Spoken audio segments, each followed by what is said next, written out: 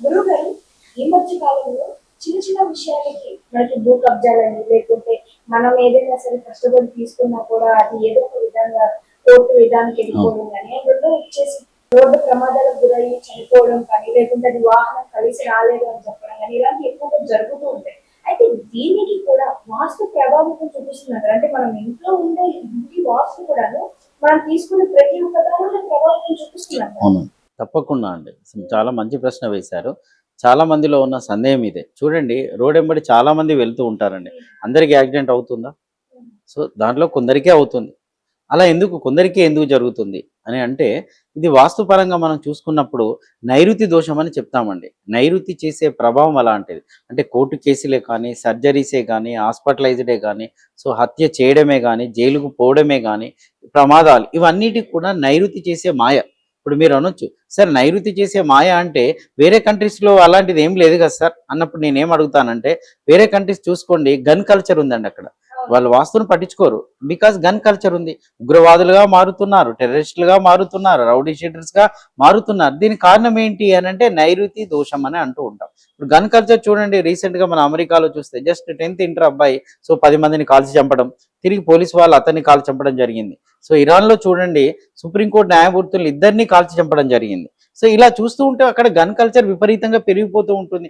Reason ఏంటంటే వాళ్ళ ఇంట్లో ఉన్న నైరుతి ప్రభావము వాడిని అలా టెర్రరిస్ట్ గాను, రౌడీ షీటర్ గాను, సో ఉగ్రవాది గాను తయారు చేస్తూ ఉంటుంది. ఇంట్లో ఉన్న నైరుతే.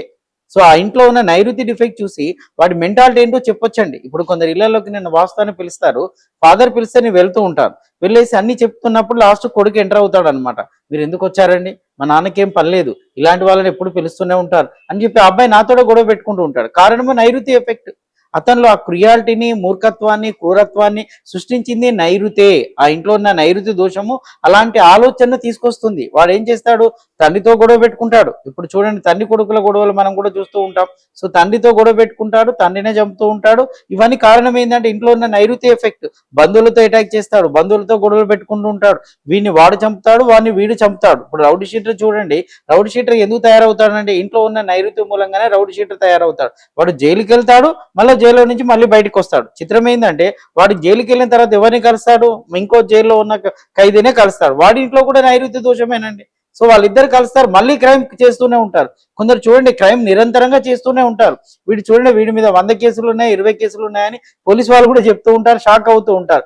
కారణం ఏంటి అంటే వాడి ఇంట్లో ఉన్న నైరుతి వాడిని రిపీట్ గా ఇలాంటి సంఘటనలు చేసే విధంగా ప్రేరేపిస్తుంది. దానికి కారణం ఇంట్లో ఉన్న నైరుతి. సో నైరుతి హెవీ డ్యామేజ్ అవుతే జైలుకి వెళ్ళడం జరుగుతూ ఉంటుంది, గొడవలు చేయడం జరుగుతూ ఉంటుంది, హత్యలు చేయడం జరుగుతూ ఉంటుంది. ఇంకా కొందరు చూడండి, పక్కవాడు హత్య చేస్తాడు, సో వాడితో వీడు ఉన్నందుకు వీడిని జైలుకు పంపుతూ ఉంటారు. కారణం వీని ఇంట్లో కూడా నైరుతి డ్యామేజ్ ఉంది. లేకుంటే ఆ క్షణంలో వీడు తప్పించుకుంటాడు, వాడు పిలిచినా కూడా వీడు తప్పించుకుంటాడు. లేదా వాడు ఫ్రెండ్ అని చెప్పి వానితో వెళ్తాడు. వెళ్ళడానికి కారణం ఏంది, వీని ఇంట్లో ఉన్న డ్యామేజ్.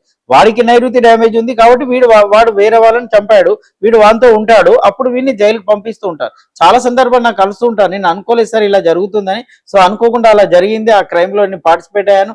వాడు బ్యాంక్ దోపిడీ చేస్తాడు నాకు తెలియదు, నేను వెళ్ళిన తర్వాత వీళ్ళని కొడుతూ నేను పక్కన ఉన్నా, నన్ను పోలీసు వాళ్ళు తీసుకెళ్లారు, జైలు వేశారు.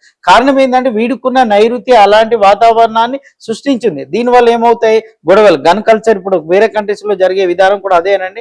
హత్యలు చేయడం కానీ, చంపడం కానీ, చనిపోవడం కానీ, ఒకరు అటాక్ చేసుకోవడం కానీ. వీటి కారణం ఏంది, కొన్ని పొలాల్లో చూడండి అన్నదమ్ములే కొట్టుకుంటూ ఉంటారు. రీజన్ ఏంటి అంటే అక్కడ వరకు పోయే వరకు కూడా వాళ్ళకి తెలియదు గొడవలు జరుగుతాయని. అక్కడున్న స్థల ప్రభావం అలాంటిది. వాళ్ళు పొలంలోకి వెళ్ళిపోయిన తర్వాత చిన్నగా పంచాయతీ కానీ అనుకుంటారండి, ఆ పంచాయతీ ఏమవుతుంది, చాలా పెద్దగా అయిపోయి గొడవ పెట్టుకొని ఒకరొకరు చంపుకునే స్థాయి వరకు తీసుకొస్తూ ఉంటుంది. సో పోలీసు వాళ్ళు కూడా పట్టుకొని వెళ్తూ ఉంటారు. కారణము దానికి నైరుతి చేసే మాయ. నైరుతిని చాలా గమనించాలండి. ఎందుకంటే మనలో క్రియాలిటీని సృష్టించేది నైరుతి. ఎదుటివాడు మంచివాడే, వాడికి కూడా తెలియదు అప్పటి వరకు నేను వేరే వ్యక్తిని అటాక్ చేశానని తెలియదు, ఈ శవం తయారై ఇంటికి పోతుందని. వాళ్ళు ఇప్పుడు సొంత అన్నదమ్ములు కూడా గొడవ పెట్టుకుంటుంటారు, చూసారా, వాళ్ళు పంచాయతీలో ఉంటారు, ఓన్ బ్రదర్స్, ఓన్ సిస్టర్స్ గొడవ పెట్టుకుంటూ ఉంటారు. రీజన్ ఏంటంటే నైరుతి చేసే మాయ. సో ఈ నైరుతి డ్యామేజ్ కాకుండా చూసినప్పుడు ఈ గొడవల కొట్లాటలు అనేవి బ్రేక్ అవుతాయి. మరొక సందర్భంలో నైరుతి వల్ల కూడా ఆపరేషన్స్ అవుతూ ఉంటాయండి. అంటే ఆగ్నేయ దోషము, నైరుతి దోషం రెండు ఉన్నాయనుకోండి, సర్జరీస్ అవుతూ ఉంటాయి, పెద్ద పెద్ద ఆపరేషన్లు అవుతూ ఉంటాయి. సో వాళ్ళ ఆపరేషన్ రిపీటెడ్ గా జరుగుతూ ఉంటాయి. ఇప్పుడు దక్షిణ నైరుతి దోషం ఉందనుకోండి, యజమానురాలకు ఆపరేషన్ అయ్యే అవకాశం ఉంటుంది, సర్జరీస్ అయ్యే అవకాశం ఉంటుంది. ఈ మధ్య రీసెంట్ గా ఒక 3 days క్రితం వరంగల్కి వెళ్ళాను, అక్కడ దక్షిణ నైరుతి ప్రాబ్లం ఉంటే మేడం మీకే అని చెప్పాను, నేను దీని వల్లనే మీకు ప్రాబ్లం ఉంది అని చెప్పాను. అవునండి నాకు ఆపరేషన్ అయిందని చెప్పేసి ఓపెన్ గా. అంటే దక్షిణ నైరుతి వల్ల యజమానురాలకు ఆపరేషన్స్ కావడము, సర్జరీస్ కావడం జరుగుతూ ఉంటుంది. అదే విధంగా పడమర నైరుతి డ్యామేజ్ ఉందనుకోండి, యజమానికి ఆపరేషన్స్ అవుతూ ఉంటాయి, కాళ్ళకు ఆపరేషన్స్ అవుతూ ఉంటాయి, సర్జరీస్ అవుతూ ఉంటాయి. సో హాస్పిటలైజ్డ్ ఇన్సిడెంట్స్ ఉంటూ, అంటే ఆగ్నేయము నైరుతి రెండు కలిసాయి కాబట్టి ఇలాంటి ప్రమాదాలు జరుగుతూ ఉంటాయి. సర్జరీస్, ఆపరేషన్స్, కోర్టు కేసులు, తర్వాత రోడ్ ఎంబడిపోతుంటే ప్రమాదాలకు కూడా కారణం ఏంటి అంటే ఈ యొక్క నైరుతి దోషమే అండి. ఇవి అమ్మాయికే కావచ్చు, అబ్బాయికే కావచ్చు. మనం చక్కగానే వెళ్తూ ఉంటాం, ఎదుటివాడ మనకు తగిలాడు అంటే వానికి దోషం ఉంది, మనకు దోషం ఉంది. చూడండి 2 బైకులు గుద్దుకొని చనిపోయిన సంఘటనలు కూడా ఉన్నాయి. అంటే వాళ్ళ ఇంట్లో నైరుతి ప్రాబ్లం ఉంది, మన ఇంట్లో ఈ ఇద్దరింట్లో నైరుతి ప్రాబ్లం ఉంది. కొందరు చిన్నగా తగుపడి పోలీస్ స్టేషన్కి వెళ్తారు.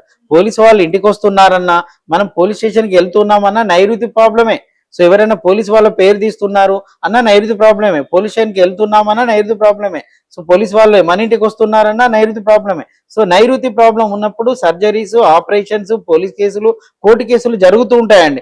కొన్ని పరిష్కారం ఉండదు. నన్ను అడుగుతారు మా కోర్టు కేసు ఎప్పటి నుంచో ఉంది అంటే, మీ ఇంట్లో నైరుతిని సెట్ చేసుకోండి. అలా నైరుతిని సెట్ చేసుకున్నప్పుడు ఇరు వర్గాల మధ్య అండర్స్టాండింగ్ వచ్చిన సందర్భాలు ఉన్నాయి, కోర్టు కేసుల నుంచి వారు బయట పడిన సందర్భాలు ఉన్నాయి. సో సమస్యను పరిష్కరించుకున్నారు. లేకుంటే సమస్య పరిష్కారం కాదు, చిన్న ఇష్యూ పెద్ద ఇష్యూగా మారే అవకాశం ఉంటుంది. దాన్ని మాయ చేసింది ఎవరు అంటే నైరుతే. సో అందుకే మీ ఇంట్లో నైరుతిని సెట్ చేసుకున్నారనుకోండి, బయట సమస్యను మీరు సెట్ చేసుకున్నట్టే. ఒక వ్యక్తి ఎప్పుడు మీతో గొడవ పెట్టుకుంటున్నా అంటే నైరుతి ప్రాబ్లం అండి. మీకు బెదిరింపు కాల్స్ వస్తున్నాయంటే నైరుతి ప్రాబ్లం అండి. మిమ్మల్ని కొట్టడానికి వచ్చారు, మిమ్మల్ని అటాక్ చేసిపోయారంటే నైరుతి ప్రాబ్లమేనండి. మీ ఇల్లే పిలిచింది.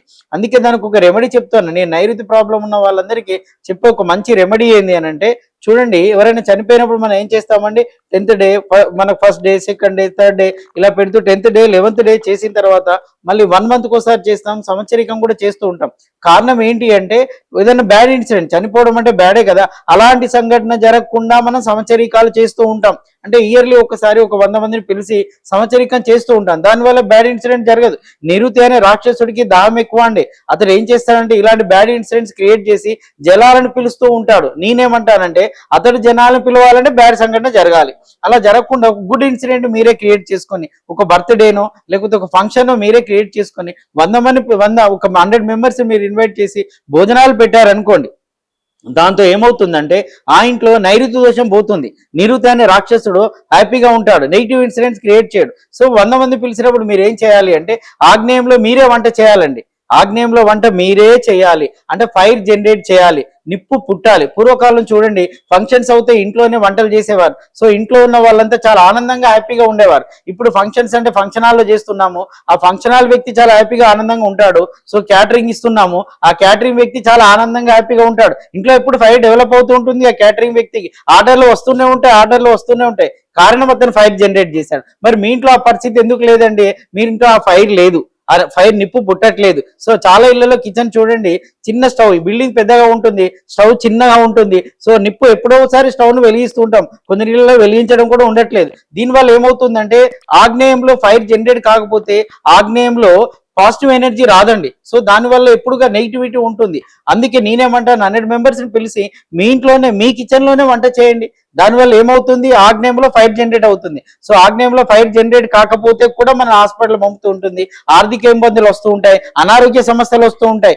ఇప్పుడు చూడండి 50 మెంబర్స్నే మీరు పిలిచారనుకోండి, మీ ఇంట్లో కిచెన్ లో మీరే వంట చేశారనుకోండి, సో నిప్పు విపరీతంగా డెవలప్ అవుతుంది, అది ఫైర్ ని జనరేట్ చేస్తుంది, శుభాలకు సింబల్. మరి 50 మంది వచ్చి మీ ఇంట్లోనే భోజనం చేసి పోయారనుకోండి, నైరుతి సాటిస్ఫై అవుతుంది, హ్యాపీగా ఉంటుంది, ఆనందంగా ఉంటుంది, ఇంట్లో గొడవలు కావు. అంటే నైరుతిని తొలగించుకోవడానికి మంచి టెక్నిక్. అందుకే కదండి సంవత్సరానికి ఒకసారి సంవత్సరికం పేరుతో మనం చేస్తున్నాం. కానీ ఇప్పుడు ఆ తంతంతా కట్ అయిపోయింది. ఎక్కడైతే ఈ తంతును కట్ చేశారో ఆ ఇళ్లలో సమస్యలు బాగా పెరుగుతున్నాయి చూడండి. సో ఇప్పుడు మనకు సిటీ లాంటి ప్లేస్లలో చూడండి, సో విలేజ్లలో ఇప్పటికీ ఆ సాంప్రదాయం ఉందనుకోండి, అందుకే అక్కడ ఇష్యూస్ చాలా తక్కువగా ఉంటాయి. మరి ఇంకొకటి నైరుతి దోష